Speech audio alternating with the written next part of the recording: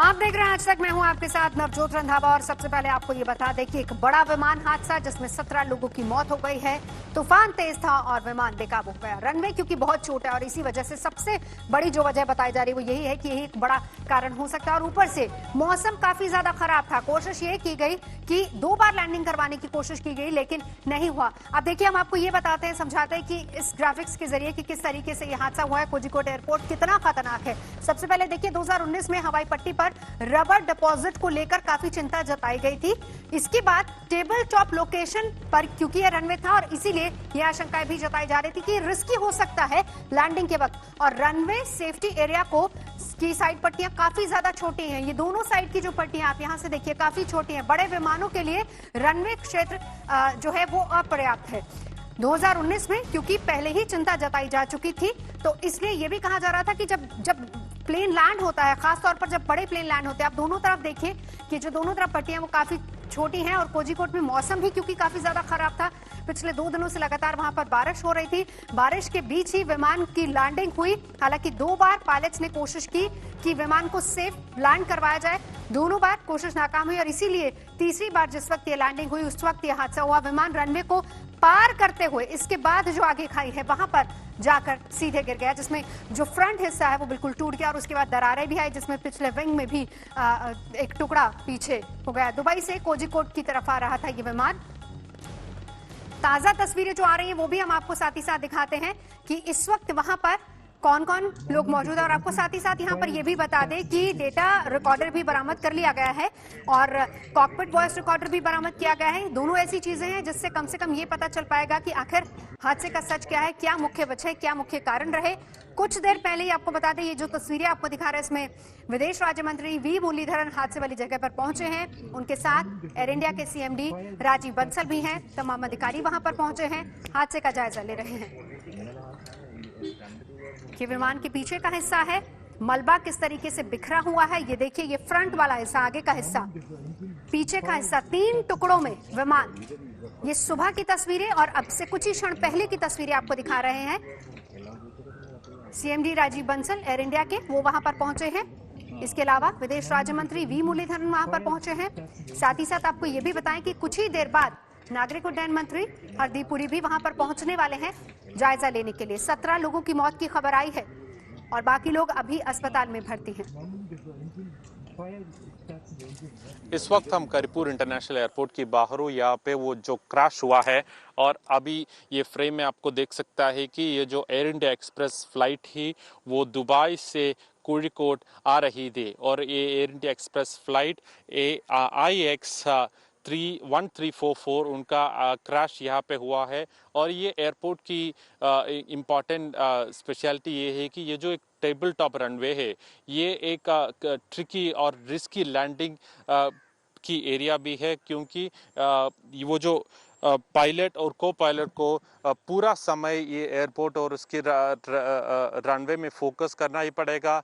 तो इसके बाद हम पहले ये जैसा एक्सीडेंट्स वो देखा था वो मैंगलोर एयरपोर्ट में थे, वो भी यहाँ से लगभग 4000 किलोमीटर सामने हो और वहाँ पे एक सिमिलर एक्सीडेंट हुआ है पहले और उसके बाद ये एक्सीडेंट है यहाँ पे। अभी हम इस फ्रेम से आपको देख सकते हैं कि ये जो प्लेन इसका फ्यूसलाज से अलग हो करके खड़ी हो और उनके पहले एरिया है वो जो कॉकपिट एरिया, वो जो इस एयरपोर्ट की फेंसिंग वॉल में क्रैश हुआ है और वो कॉकपिट एरिया पूरा डैमेज्ड है। वो जो एरिया है वहाँ पायलट्स पूरा कंट्रोल कर सकता है, वो पायलट्स बाइट कर सकता है, वो जो एरिया पूरा डैमेज्ड है और उनका लंबा फ्यूसलाज एरिया वहाँ लगभग 10 या 15 रो सीट वहां पे ही डैमेज है। पर वो जो लोग वो मिडिल एरिया में थी, वो लंबा फ्यूसलाज एरिया में थी, उनको इतनी बड़ी कैजुअलिटीज और इंजरीज नहीं दी। और आइए अब आपको बताते हैं कि हादसा कैसे हुआ, आखिर कैसे एक प्लेन रनवे से फिसलकर खाई में जा गिरा।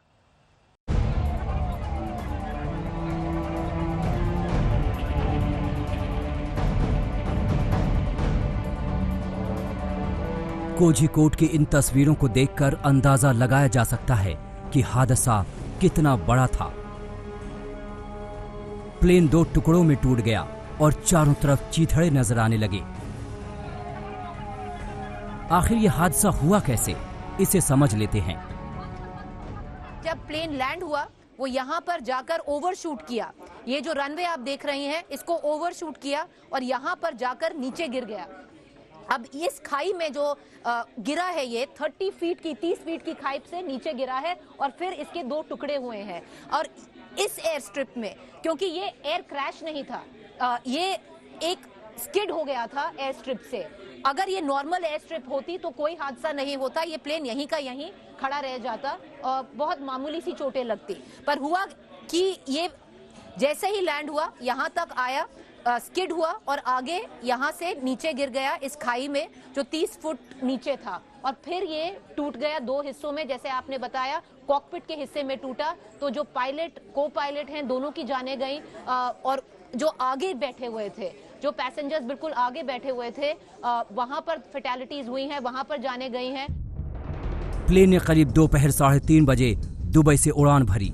कोझिकोड का मौसम खराब था, शहर में जोरदार बारिश हो रही थी और रात का वक्त था। प्लेन जैसे ही रनवे पर लैंड करता है बारिश की वजह से फिसल जाता है। दोनों पायलट प्लेन को कंट्रोल करने की कोशिश करते हैं लेकिन प्लेन आगे जाकर खाई में गिर जाता है जिससे प्लेन के आगे का हिस्सा टूट जाता है। बताया जा रहा है कि प्लेन की 2 बार लैंडिंग हुई। पहली लैंडिंग सफल न होने पर दोबारा कोशिश की गई लेकिन इस बार लैंडिंग हादसे में तब्दील हो गई। दरअसल हादसे की एक बड़ी वजह कोझिकोड का रनवे भी है। रनवे नंबर 10 काफी छोटा है और आगे के हिस्से में खाई है जिसकी वजह से यहाँ की लैंडिंग बेहद खतरनाक मानी जाती है। एक चीज मैं आपको बताऊं, जो ये एयर स्ट्रिप है, जो हवाई पट्टी है करीमपुर एयरपोर्ट कोझिकोड में, ये पूरे देश में वन ऑफ द मोस्ट खतरनाक कहते हैं, डेंजरस जो कहते हैं उनमें से है। क्योंकि इसमें अगर आसमान खुला साफ है, वेदर बिल्कुल ठीक है, तभी भी बहुत मुश्किल होता है इस पे लैंड करना। और यहाँ पर तो बातचीत थी कि बहुत ज्यादा खराब था वेदर। पूरे हादसे में शुक्र था कि प्लेन में आग नहीं लगी, वरना मरने वालों का आंकड़ा काफी बढ़ सकता था। कोझिकोड से गोपी कृष्णन उन्नीथन के साथ नागार्जुन, आज तक। कोझिकोड हादसे को बचाने में दोनों पायलट्स ने बहुत कोशिश की लेकिन हादसे को नहीं बचाया जा सका। कैप्टन अखिलेश और दीपक साठे दोनों की गिनती देश के बेहतरीन पायलट्स में की जाती है जो इस हादसे में अपनी जान गंवा बैठे।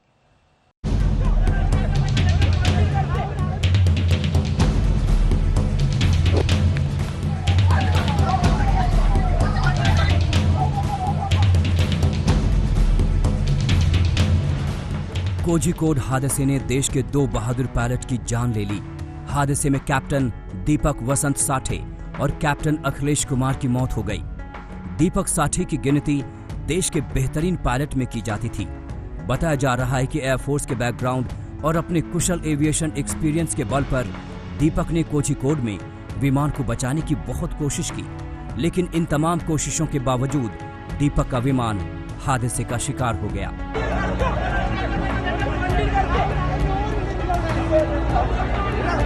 एयर इंडिया के लिए काम करने वाले दीपक एक जमाने में एयरफोर्स एकेडमी के एक होनहार कैडेट के रूप में जाने जाते थे। दीपक साठे को उनकी काबिलियत के बल पर एयरफोर्स एकेडमी का प्रतिष्ठित स्वॉर्ड ऑफ ऑनर सम्मान भी मिल चुका था। एयरफोर्स की नौकरी के बाद दीपक ने एयर इंडिया की कमर्शियल सर्विसेज ज्वाइन कर ली थी। पायलट दीपक साठे के पिता सेना में ब्रिगेडियर थे, वहीं उनके एक भाई करगिल युद्ध में शहीद हो गए थे। दीपक देश के उन चुनिंदा पायलट्स में से एक थे जिन्होंने एयर इंडिया के एयरबस 310 विमान और बोइंग 737 को उड़ाया था। कोझिकोड हादसे ने देश से 2 बेहतरीन पायलट छीन लिए। आज तक ब्यूरो।